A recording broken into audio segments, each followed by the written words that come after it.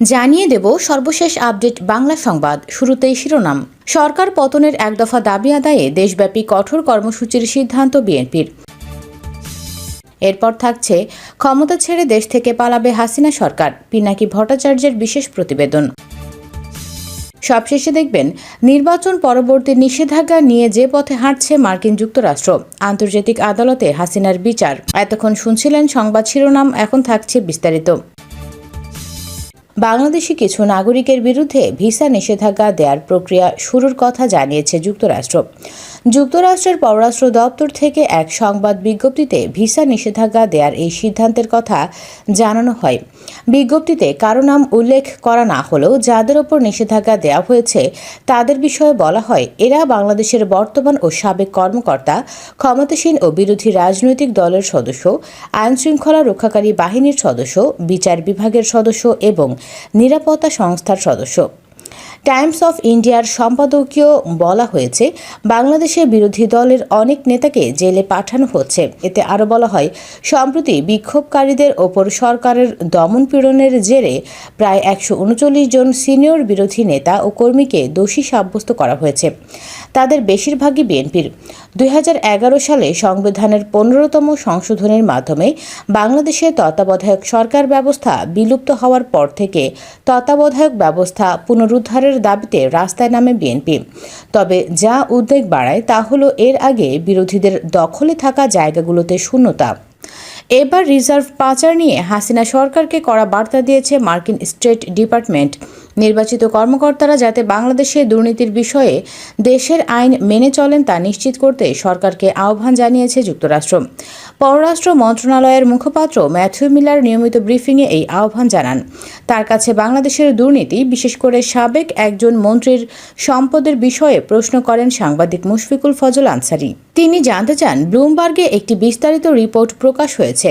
তাতে বাংলাদেশের শাসক গোষ্ঠীর দুর্নীতিতে জড়িত থাকার বিষয়টি ওপেন সিক্রেট বলা হয়েছে। ব্রিটেনে এবং যুক্তরাষ্ট্রে সাম্রাজ্য গড়ে তুলেছেন বলে অভিযোগ তোলা হয়েছে।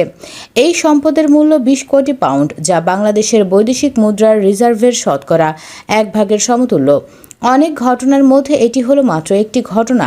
বিশ্বব্যাপী সরকারের জবাবদিহিতা এবং দুর্নীতির বিরুদ্ধে লড়াইয়ে এই বিষয়টিকে কিভাবে দেখছে যুক্তরাষ্ট্র? মুশফিকের এ প্রশ্নের জবাবে ম্যাথিউ মিলার বলেন, এসব রিপোর্টের বিষয়ে আমরা অবহিত। আমরা বাংলাদেশ সরকারকে উৎসাহিত করে নির্বাচিত সব কর্মকর্তা যেন দেশের আইন ও আর্থিক বিধিবিধান মেনে চলেন তা নিশ্চিত করতে হবে।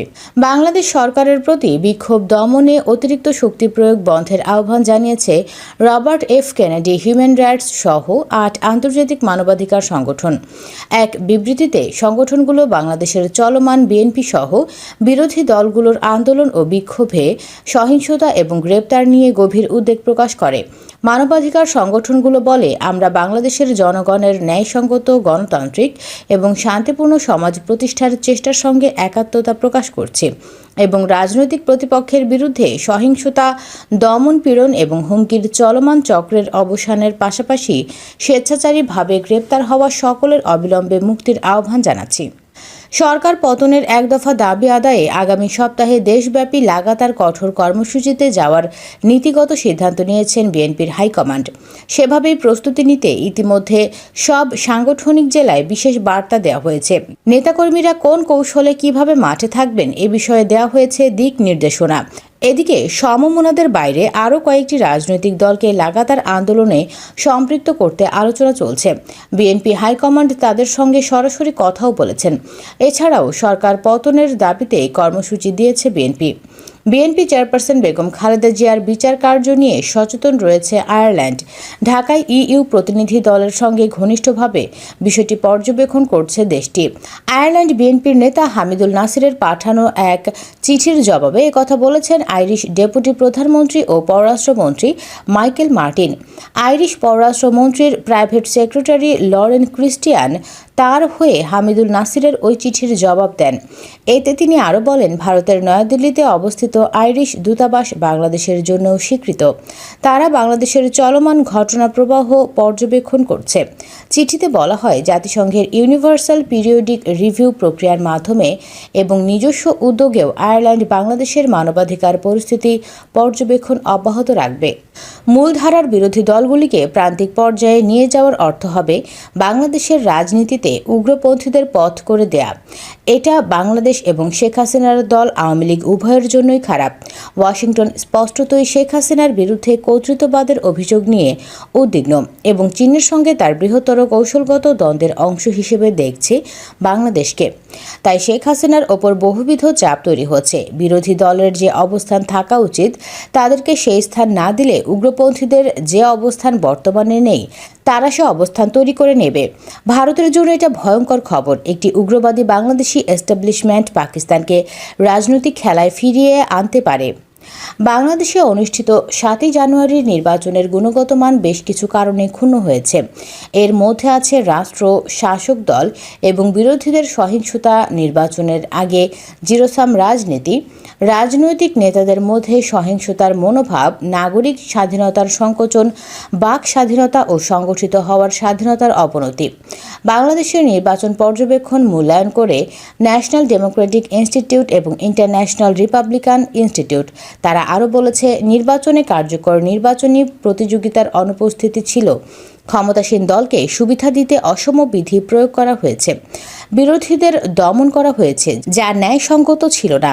আইন প্রয়োগকারীদের প্রতি পক্ষপাতিত্বের অভিযোগ আছে। ভোট নিয়ে নারী ও দুর্বল গোষ্ঠী উচ্ছেদ আতঙ্কে ছিলেন। আর প্রতিশোধের ভয়ে মিডিয়া স্বেচ্ছায় সেন্সরশিপ করেছে।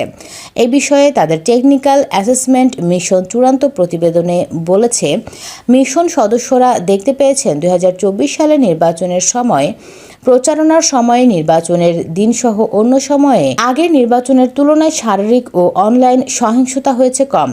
তারা বলেছে, দেশজুড়ে কার্যকর নির্বাচনে প্রতিযোগিতার অনুপস্থিতি ছিল। দ্বিতীয়ত, নিরাপত্তায় সরকারের বাড়তি নজর ছিল। এনডিআইয়ের এশিয়া প্যাসিফিক অঞ্চলের আঞ্চলিক পরিচালক মনপ্রীত সিং আনন্দ বলেছেন, এই প্রতিবেদন ভবিষ্যতে বাংলাদেশে আরও শান্তিপূর্ণ নির্বাচনের একটি মূল্যবান রোডম্যাপ হিসেবে অবদান রাখবে। অহিংস রাজনৈতিক পরিবেশ গড়ে তোলার লক্ষ্যে রাজনৈতিক দল, সরকার এবং নাগরিক সমাজসহ সামাজিক রাজনৈতিক পরিমণ্ডলে নেতাদের নির্বাচনী রাজনীতির নিয়ম, অনুশীলন এবং আইন সংস্কার করার প্রয়োজন আছে। এ বিষয়ে তাদের চূড়ান্ত প্রতিবেদন প্রকাশ করেছে নিজস্ব ওয়েবসাইটে। এতে বলা হয়, এনডিআই এবং আইআরআই সারা বিশ্বে নির্বাচনী প্রক্রিয়াগুলোকে নিরীক্ষণের জন্য পর্যবেক্ষক ও কারিগরি বিশ্লেষক দল নিয়োগ করে, আরও অন্তর্ভুক্তিমূলক, স্বচ্ছ, জবাবদিহিমূলক ও শান্তিপূর্ণ নির্বাচন অনুষ্ঠানের জন্য সুপারিশ করে।